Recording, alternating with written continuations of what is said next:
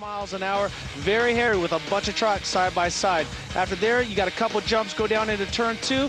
Now, turn 3 is the key, off camber, downhill. These trucks want to tip, and you got to set the sway bar up so you get good traction, but when you have a soft bar, the truck wants to roll over, so look for action there. Everything else is the same. Big right bull turn is 6, fast whoops, zigzag, and you're back up to the finish line. No question, it will be exciting. We have a lot of action coming your way in the Pro 4 to 20 feet to try to cool your body off. So if the drivers aren't hydrated or if they're out of shape, they're going to hit the wall. Also, the trucks, they don't like running this hot, and the air that's coming through the radiator is so hot, sometimes they're going to have cooling trouble. Once again, we'll take a look at that grid there. Kurt LeDuc will start on the pole, but we spoke to some other guys to find out how they feel about where they're starting this event. Yeah, we're in a great spot. We got a good entrance to the first turn, and we're gonna stand on it. Yeah, I like this spot. It's a little disadvantaged by the way they stagger them, but it's an advantage because I could stay in the gas a lot longer coming into the first turns. You know, I think if anybody has a disadvantage, it's those back east sissies. But no, this Skyjacker Ford, you know, we've raced in the desert for years in this temperature, and I'm ready for it. Well, Ken, we're looking at Scott Douglas. After the first weekend, he had a rough weekend. Very, very fast, but he had not one but 2 crashes. Here, Kurt LeDuc comes in, supposed to use the side on a slide job, gets him with the nose, puts him on his roof. Next day, gets flipped, tears the fuel side of the truck. Very tough weekend for Scott Douglas. Oh, I tell you, both days it was wild. I got, you know, kind of hit by the 43 car. He got a penalty on Saturday, and then Sunday we had a horrendous wreck where I was just cruising around trying to get new laps on this new truck, and the guy hit the back of this truck so hard that 32 feet of tubing had to be replaced. The fuel cell was knocked out of it. The radiators were knocked out of it, and I was knocked pretty silly. So happy to be here, but I tell you what, we certainly don't want to repeat those results. He finished 3rd and 5th in the last couple of rounds and hopes to carry that momentum forward here at Chula Vista. That is a Johnny Greaves built truck, and he's gaining a lot of momentum as the series builds. Rick Huseman pulling up to the starting line as they line these guys up. We're getting ready to go here for round 7. I'm telling you, do these guys points race at this point? We're halfway through the series, or do they just go for broke, Ken? Well, it all remains to be seen. I don't know if anybody's conservative in this series. I don't flag's about to go. It's showtime for Pro 4.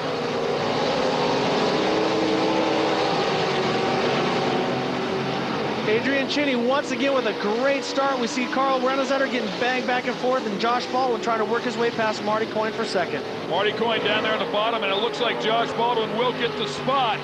And then on the outside with a Lucas Oil truck, that is Carl Renazetter, and then behind him, Johnny Greaves, but Adrian Cheney with a huge hole shot. But this is the technical part. They brought this in to make the drivers slow down and think about it. But as you can see, it bottles them up, and it can be very, very treacherous just because you can get flipped. Coming back into that right-hander. Again, something new for these guys, Ricky. And there are some whoops in there. It looks like it really taxes the suspension. This track is a lot like stadium racing, where it's very, very aggressive, a lot like Supercross. Instant replay, let's look at Kurt LeDuc. He gets knocked up and over in that turn 3. It's very treacherous and very slow. A lot of contact in that corner. As we take another look, he gets hit up on the bicycle, up and over. No blood, no foul. Kurt LeDuc is back on his way. I'll tell you what, man, just stabbed the throttle immediately as well. Here you go, 1, 2, 3, 4. That's the top 4 or 5 guys there in this race. Right now, Adrian Cheney leading the pack. Jason Baldwin a close second place, but let's hear what Kurt Greaves, Johnny Greaves' spotter, has to say. Yeah, I guess the tire is something we can't really control much of. I didn't see any panels lost, so I don't know what happened to the tire, but we'll hope for the best after the restart.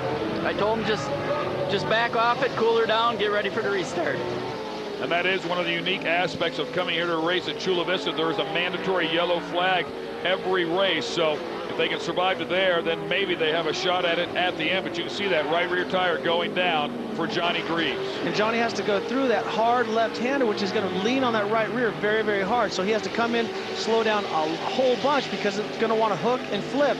But with the all-wheel drive truck, you're able to get away with more things if you have one flat tire. Those inner liners have really helped out a number of guys as well. Keep that tire alive a few more laps. Adrian Cheney still hard on the gas, though. These three have sort of broken away from the pack. Adrian Cheney, very, very fast, goes quicker and quicker each weekend, but Josh Baldwin and Carl Renazetter seem to be picking up a little bit of time. Adrian Cheney with a relatively small engine inside of that truck. Not as small as a Johnny Greaves or Rick Huseman, but when it comes to the big V8s, he probably has the smallest one out there. Carl Rennezetter having problems. We see him bottled up with Marty Coyne. Now all of a sudden he's dead on the track. Tough break for the Lucas Oil sponsored machine. See if we can find out what went wrong. Oh man, Marty Coyne right there. As you can see what happened, Marty came in with a bunch of steam. Carl had the truck turn, and then Marty got a hold of Carl's left front wheel. Now he seems to be stuck. Maybe the front wheel drive is broke, or it's broken the front arm. We don't know. We are hearing now that he lost power, so I wonder if that's what caused the accident. Maybe Marty didn't realize he was going so slow coming into that turn. Very good point, Ken, because Marty was back quite a ways, so when you come up and close that much ground on a driver, it's not really Marty's fault. Now we see Johnny Greaves going in to make that tire change. Hopefully he does not go down a lap. And this is such a tough series to pull in. If you pull in at all, it pretty much negates any chance of winning, but possibly can get back out there, as you said, he can keep from losing a lap and maybe pass a couple of trucks. Adrian Chinney just checking out, though. Looks like he might get his first win. Adrian running very, very strong, but Josh Baldwin seems to have his number. Right now, Josh is in the catbird seat. I'd love to be in that spot because you can watch a guy's braking points, his driving lines, and see what you got. Oh man, my dad's a maniac. That Skyjacker Ford, super fast. He just didn't get a good start, but we're laying low right now for that restart. We're gonna make a run for the front. Keep in mind, he flipped that thing in turn 3, lap 1, so he's making a pretty good effort there, Ricky. What Todd's talking about, if you do get a bad start, you can let the leaders run away because they're going to bunch everybody back up and you get another shot at it. So Adrian Chinney's out there running 100% trying to keep that lead, where Kurt Leduc is sitting back, saving his motor, saving his tires. Now he gets to gain all that ground up. And Adrian Chinney is pulling into the pits. That's going to put Josh Baldwin out front. Let's check in with Case Gunderson about Adrian. We just lost the motor. No warning, it just lost.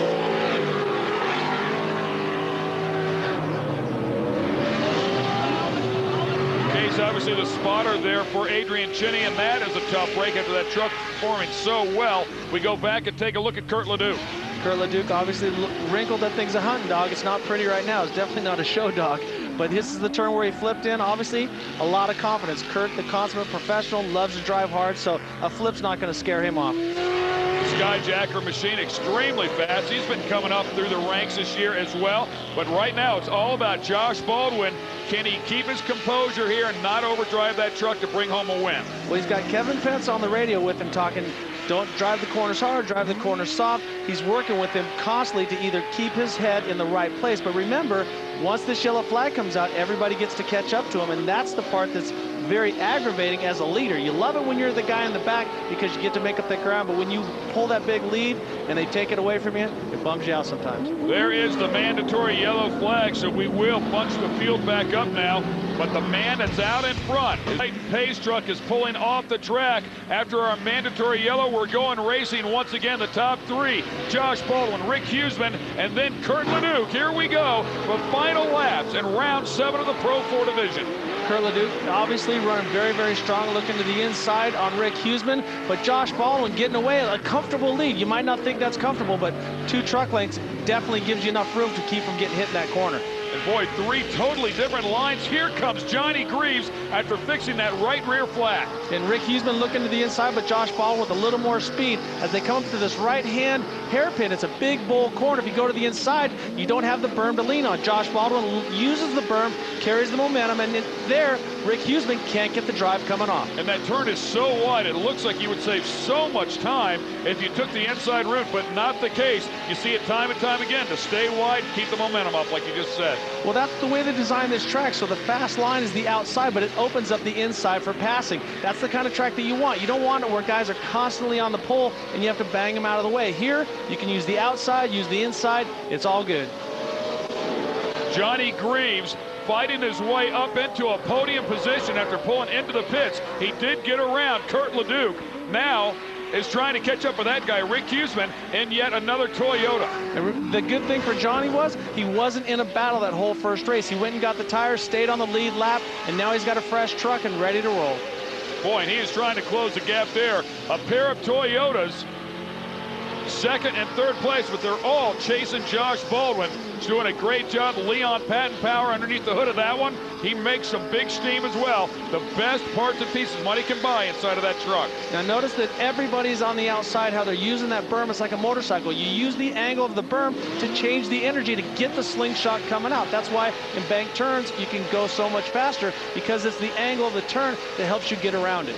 And we've heard Johnny talk about how that truck is set up to turn a little bit tighter than the other ones out there. He is definitely breathing all over Rick Huseman. Oh, man, that's a little more than breathing on him. And with that contact, that's the Skyjacker shock of the race. As we look back, we see Rick Huseman in a perfect line. Johnny Greaves maybe in a little bit of a rush because he had an earlier flat, slides a little more than he anticipates and gets into Rick Huseman's back wheel. As we take another look at it, you can see how hard the contact was when Johnny crawled over the back of him. And that's your Skyjacker shock of the race. I don't know what happened. Huseman got off the gas there or something, and John collected into him, so I don't know. Poked the tire somehow. So you're right, RJ. Absolutely, that right front tire going down. Now he's going to have to baby that thing to see if he can hang on to the position. Again, the right side, but this time in the front.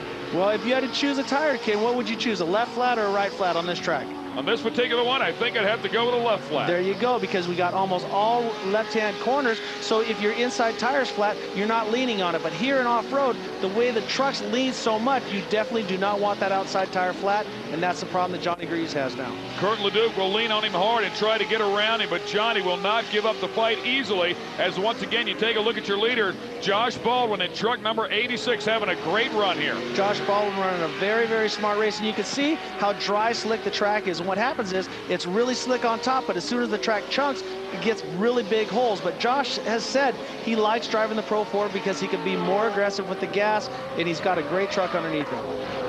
He went to the podium the first 4 races, finishing in 3rd place. He's been on the podium 5 times this year, but nothing better than 3rd place. If he can pull this off, it'll be his first ever win in Pro 4. And Ken, you know, the biggest thing is to win your first race. Once you do it, you realize what it takes to win. You think it's this magical formula, and sometimes the slowest race is your best race. And right now, Josh Baldwin is not going slow. He's very, very smooth. Rick Huseman in 2nd, Johnny Greaves back there in 3rd. The right front tire on that truck going down. He's trying to hang on there. If he can hang on to 3rd, I'm sure we'll be happy at this point. But Josh Baldwin is the guy. I mean, the kid's just doing an awesome job. And he's out in front of a couple of the best hitters out there, including that guy, a former champ in the class. In fact, the reigning champ. I will guarantee you that Kevin Pitts is on the radio and told Josh, Johnny's got a flat, don't worry about him. The only guy that can pressure you now is Rick Huseman. And from what we're hearing, that guy unfortunately lost a distributor cap. Carl Rennezetter in the Lucas Oil sponsored machine, losing power. When you're a driver, and now we see Josh Baldwin getting the white flag, he's got 1 lap to go, and he's got a good distance on Rick Huseman, but he knows that Johnny Greaves and Carl Rennezetter, 2 of the toughest guys, are nowhere to be found. And you know, RJ, in the past, we've seen Josh make some mistakes here, and that's what he did right there, but a very small mistake. He's able to recover from it, but he has not overdriven this truck now. He's kept his composure to this point. But this is the part that's nerve-wracking for a driver. You do everything right, you got 1 lap to go, you don't want to come in too hard and over-rotate like he did in that 1 corner and lose ground, but as soon as he gets it back underneath him, he seems to pull away from Rick Huseman, so he's got the right package. He did a great job. He did not let that rattle him, and now has come right back into form. He's kept his distance ahead of that guy, Rick Huseman, in the FabTech sponsored machine. He just has a couple of turns left, RJ. But right now, you know his spotter's telling him how many car lengths he has, and he knows that he doesn't have to protect the line. He can run the fast line. If Huseman was on his bumper, he would say looking inside, looking outside, but Josh Baldwin taking it to the finish. The last turn of the race. He is going to cross the stripe. You can see his hand shaking in there. Congratulations to Josh Baldwin, who's just earned his first ever career Pro 4 race. 2nd place was Rick Huseman, 3rd Johnny Greaves, and Kurt Leduc pulling out the top 4 after a flip.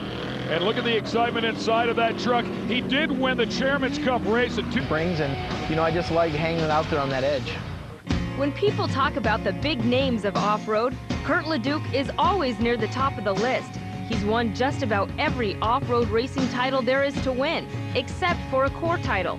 In 8 years, he's finished 2nd place in the Pro 4 division 4 times. A champion means a lot in any series, in any sport. I think I've got a championship caliber team, and I definitely don't want to leave this short course racing until I've acquired that championship crown. Kurt has been all over North America competing off-road. He's even raced in places like Europe and Africa. But it was at the track in Crandon, Wisconsin, where Kurt first made a name for himself. And we were the kings. I mean, Jack Flannery and I battled and, you know, built a lot of fans back here in the Midwest, and I couldn't wait for it to grow. And the sport did grow, and soon enough, off-road racing was much more than just a hobby. There is no hobby. I mean, I think a lot of people get into off-road racing but keep their foot in that, just in case this doesn't work out, I got this to fall back on. With this LeDuc Motorsports team, we don't have anything to fall back on. They've got a lot to focus on these days. Kurt's youngest son, Kyle, joined the series in 2002, winning the Pro Light Championship just 2 years later. Last year, Kurt's other son, Todd, got behind the wheel of a Pro 2. He's already running at the top of the class. You know, when Kyle was successful, I told everybody we're going to get Todd racing, and they all looked at me and they're like, you know, Kyle's, you know, he could be 1 in a million. You know, he don't, you know, and I said, no, you know, I think Todd's just got every bit as much drive and his ability. And, you know, to see him come back and prove it, you know, just very gratifying. There are a lot of father-son teams in CORR, but the LeDuc family is the only one that competes in all 3 pro classes. But if you expect to see these guys racing head-to-head anytime soon, guess again. We could never, ever be in the same class. That would be just an absolute fist fight. I mean, there would definitely be probation and jail time if the boys both race Pro 2 or Pro Light. Okay, so maybe he's not looking forward to battling against his well-taught sons, but make no mistake, Kurt loves a good battle. No, we've had some great battles. I look forward to every race, you know. Everybody asks me, you know, what's my favorite track and what's my worst track, or, you know, what's my favorite win, and I always say it's the one that's coming. Taking a look at the Kumho starting grid for round number 8, we'll go back to Kurt LeDuc.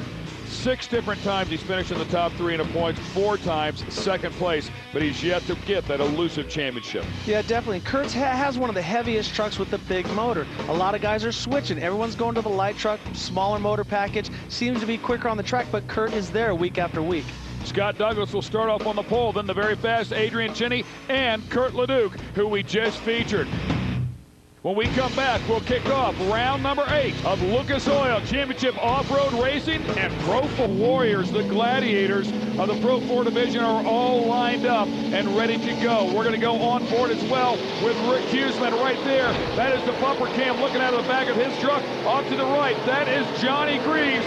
And the inside, Scott Douglas with a great hole shot. Scott Douglas with that Pro Power, unbelievable hole shot, but Adrian Chinney once again making his way around the outside. Boy, what a nice move by Adrian Chinney. And here comes Rick Huseman, who had a great run in round 7. Rick Huseman looking on the inside of Taylor, but no, he falls right in behind him. Now we're looking at Carl Rennezetter's truck and Rick Huseman. Nose to tail, here comes that really tight left-hander off camber. Try not to take the guy out and try not to get banged. Boy, they just pitched him in there, and Marty Coyne and Johnny Greaves get together. Josh Baldwin, yesterday's winner, also in that tangle up. Right now, Adrian Chinney out front. He did get the whole shot. We see the Skyjacker machine. And let's go back and take a look at what happened here. Look at it once again. Everyone's setting up. Carl Rennezetter pushes a little bit. Then Marty Coyne gets into him, Johnny into him, and then Josh Baldwin into Johnny. So the good thing is nobody's got a flat, and everybody made it out of the corner. Taking another look. All of a sudden you see Carl push, Marty's into him, and then Josh comes to a stop. But once again, everybody's okay. Tires are full of air and ready to roll.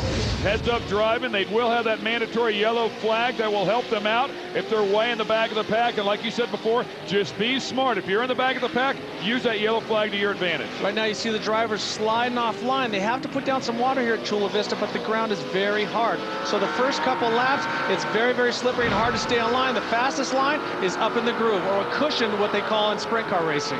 The FabTech Monster Energy sponsored machine driven by Rick Huseman. You're looking out of the back of that on the left-hand side of your screen.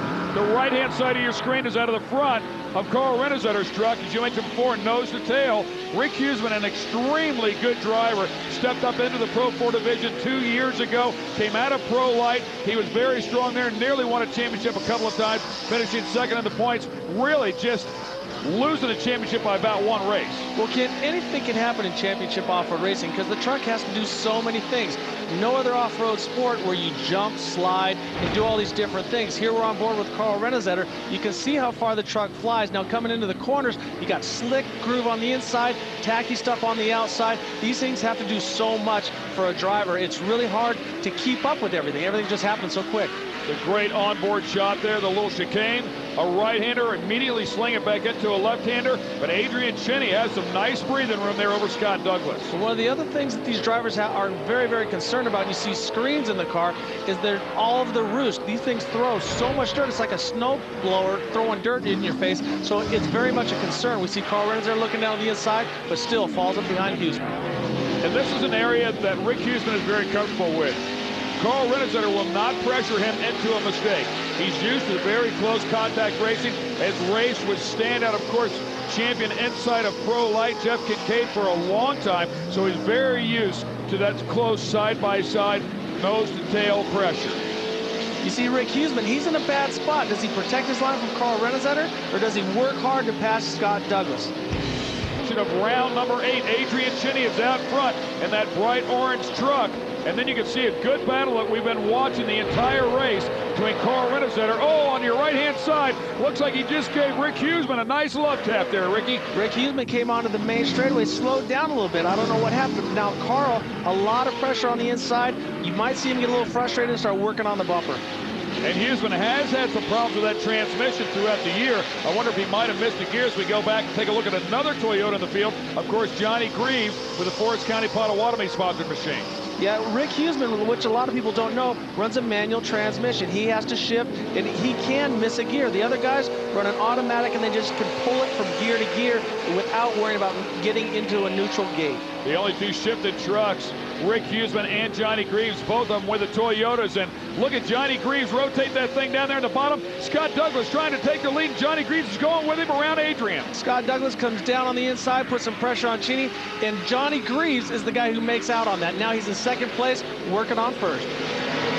Johnny Greaves with a nice smooth run there in second place. Adrian Chinney's truck has been so fast, now seems like he might have slowed down a tick. You wonder if tires are going away, and maybe the other guys are just settling in, getting a little bit quicker. Well, also, Chinney changed the motor, and a lot of times you have a primary motor that's the fastest one. Is this his second-hand motor? We don't know that, but I'll tell you one thing, Scott Douglas has figured this out. And also, you got to remember, Johnny Greaves has built both of those trucks that sit in first and second place. Johnny Greaves all over the back bumper there of Scott Douglas. He'll start putting the pressure on him. And I guess we really should say Kurt Greaves, Johnny's brother, who is, of course, Johnny's crew chief, is the guy that built both of those trucks, as you just mentioned. A little bit deeper now, it looks like CORR Rennezetter are also breathing on Adrian Chinney, who is slowly falling back. But these two guys fighting hard. And here comes Johnny Greaves down at the bottom. Johnny down to the inside. You said many times that Johnny has stated that he wants his truck to be able to turn underneath people. But right now, he's in a bad spot because we've got an S-turn, and he's going to get pinched off. And he did. He checked up just in time. He'll lose a little bit of fiberglass, but that means absolutely nothing. Johnny Greaves yesterday with 2 flats, so today he does not want that same problem. A little bit more caution. Right now we see the black flag is for CORR Rennezetter. We didn't see the contact that happened, but evidently the CORR officials did not like what he was doing. So he will have to pull in. He'll have 3 laps to do so before he is disqualified and starts losing points. This is a battle for the lead, though, and man, oh man, he did it that time. But no, it looks like he loses power. Something goes wrong with Johnny Greaves' truck. Johnny Greaves also with the manual transmission. Maybe he missed a gear, stalled it, something like that, but he is dead in the water. What a tough deal for him. It looks like the point might not be the place to be here today. The second he gets up underneath him, the truck died on him. Adrian's still trying to hang on here. He's in second. And then we go back and take a look at Rick Huseman, who eventually should pull back up into that 3rd position, of course, when Carl comes in. Now, does Carl want to come in right away? He still has the yellow flag to work with. Yeah, definitely. I'd want to get out there as quick as I can, maybe even take a look at my truck and go ahead and go back, but you just don't want to lose too many spots. If he stays out longer, though, he has a better chance of gaining a gap and doing the stop and go and getting back on the track. He's going in. Yeah, but he's coming in right now. As you mentioned, RJ wants to get in there, get that penalty over with, get back out on the track, and close up as much ground or make some positions as possible, and then let that yellow flag go to work for him. CORR Rennezetter is very happy that he's at Chula Vista, because if this was Crandon, he wouldn't have that opportunity to make back those spots. And Big Tom, I don't want that job, man, to stand out there in front of a racer, hold your hand up. You know he wants to get back out there as quickly as possible, and here we go. we can see that Carl has been working the front bumper pretty hard. We didn't see the contact that got him the black flag. But right now we see Carl Renazetter, Adrian Cheney, and Rick Huseman are running out front. Scott Douglas with a great run here today, and that truck has been very fast since rounds 5 and 6. He had a good outing in Park River, and now really has some consistency inside of that truck. Adrian Cheney seems to be using the short way around the track, but it does take away some straightaway speed. Rick Huseman seems to be able to get underneath him. These two guys have raced hard over and over. If we look back at the last time they got together, Adrian Cheney ended up with the short end of the stick. He gets spun around in a DNF. When we take another angle at it, these are four-wheel drives, you see that they climb over the top of each other, spins Adrian around, Rick keeps going, but you never know. We could see it again, Ken. And the mandatory yellow flag comes out. That will close that gap up between these two drivers. Round number 8, Pro 4 division. Ken Stout with you, Ricky Johnson alongside. Kelly Stavis covering the action down on the grounds.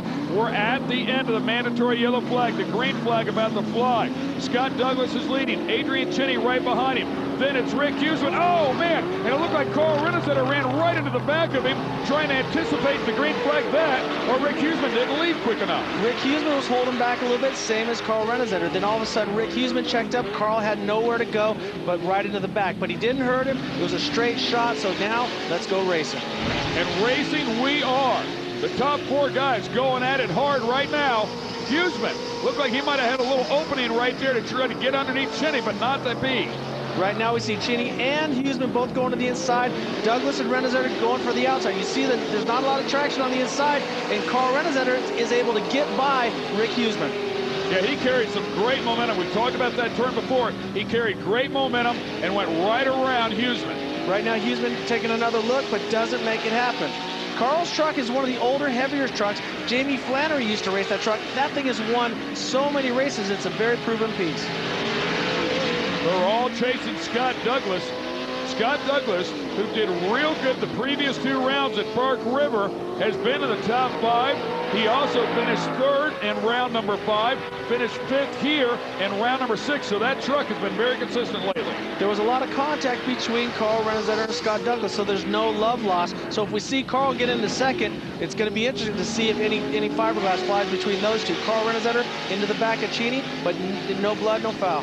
Boy, these top 4 guys are really close here. Nobody giving an inch. CORR Pro, of course, we talked about him before, losing that distributor in round number 7. Needs a strong finish here. He runs to the outside, but Cheney does a big slide move, gets right in his way, and Carl goes over the back of him once, twice. How many times they can do this before they go over the big jump? Well, and Adrian pitches it in low and then lets it wash out there, and of course Carl doesn't want to have to check up, and he gets up on the bike and almost loses it. Rick Huseman looking down on the inside, but Carl on the inside. They got the S-turn. Carl's got to watch all the contact on his truck. He tries to avoid a little contact. We take another look. Cheney comes in. Carl locks at the brakes, gets up on the bicycle, but he's able to turn into it and save it. Take another look. Watch Cheney's left front tire. It comes to a complete stop. Carl tries to prevent from hitting him. Goes up. You see dirt. It almost flips, but he's able to pull it off and keep back on the track. Yeah, and he did not lose the position to Huseman. I thought he was going to. Now it looks like Huseman has definitely fallen back. Maybe something broke on that truck. So now it's down to a 3-dog fight. Right now, CORR Pro is in the best seat because he can watch what both of these guys are doing, and he can capitalize on their braking points and also how deep they're coming into the corners. And a mistake there for Cheney as he got up on the bike there for a moment. He has to get out of the throttle to save it, and that'll open up the door for Carl to get underneath it. Can he make it work right here? He makes it work. He's right on the edge of the cushion. We see the white flag is out. Carl moves into 2nd. Now, what's Douglas's spotter telling him? You know, you got to watch out. He knows Carl's aggressive. Is Carl going to go bang on him? Yeah, and Carl has just been fighting to get where he's at with those other 2 guys, so you know he's going to go for it here. Last lap, baby. It's time for all the bonsai moves. Carl's been trying everything on this track. He looks to the inside, but Douglas has got the cushion. Let's listen to Carl's truck.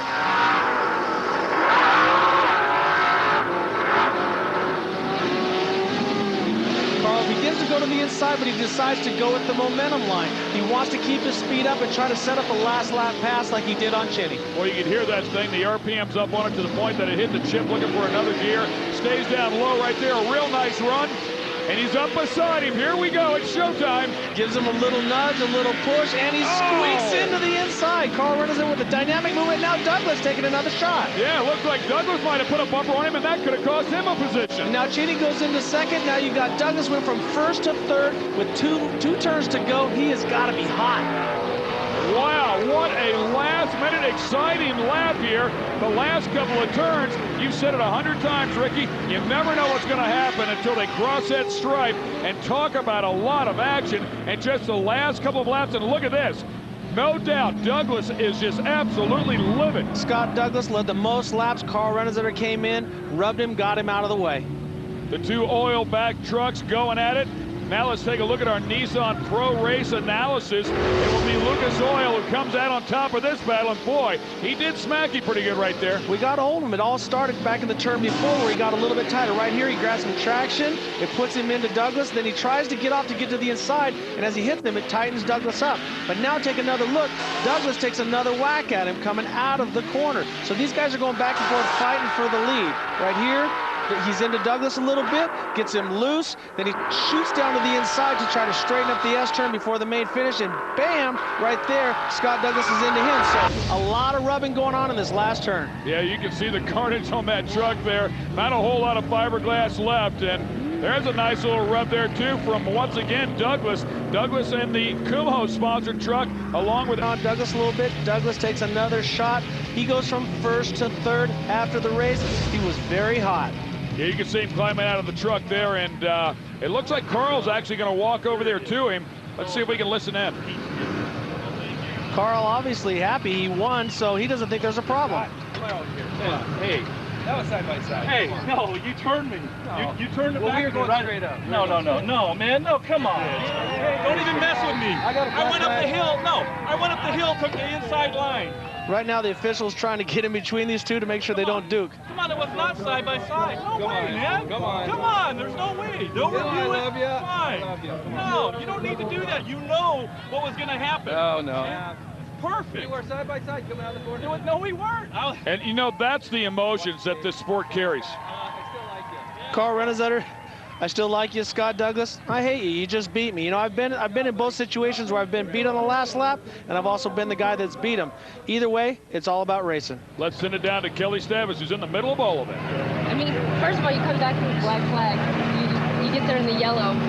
You know, did you think you had enough time left? It's final lap. Did you think you had the room to do it? You know, it's tough because it's tough to pass on this track, and you know, it's Pro 4. It's a top deal, you know, and it's the last lap, and everybody's going. And he went wide, I went inside. We were side by side, went up, and he went too hard to try and cut me off, and I put my brakes on and went inside, and that won the race for me. So, you know, Scott Douglas is a great guy. He's probably upset right now, but you know, that's the heat of the moment, and we'll go out and have a beer later on. Scott, it still stands unofficial now. As you look at the tape and from what you saw in your car, you know, what's going through your mind right now? Well, just, hey, we ran a clean race the whole time. Adrian ran me clean and Johnny ran me clean, and it was all good. And come down to like 3 corners before the end, and yeah, he got inside of me. But then he instead of holding his line, he swung wide and tapped me, got me a little sideways going up those moguls, and then rubbed me going all the way up. And if you're getting turned around going up those things, the guy in the back has the advantage because he can actually steer the truck that's in the front. So he can actually steer me, so I'm going to shoot off to the left. And that's kind of what happened. We'll see what CORR has to say about it, but it was a good run. It's just a shame from on the last lap go to first to third. And but if that's the way we're going to race, we can race that way. There was really 4 of you all running right there together, and it came down to the last lap. You were able to get by Scott, but could you see what happened between Scott and CORR Renazitter? Sure, yeah, I was right there. I was actually hoping that they'd take each other out. I was being very tentative and trying to run very clean because I think that the onerous rules that we're running under right now are a little bit too harsh. So, you know, I would rather be touching fenders and having a little bit of love tapping going on. And to me, that's racing. You know, it's part of why we're in this aggressive, fun sport. As we go back and take a look at round number 7, it was Josh Baldwin who brought home his first ever points win race in the Pro 4 division, followed by Rick Huseman and Johnny Greaves. Johnny Greaves really battled, though. Yeah, Johnny Greaves, 2 flats and still...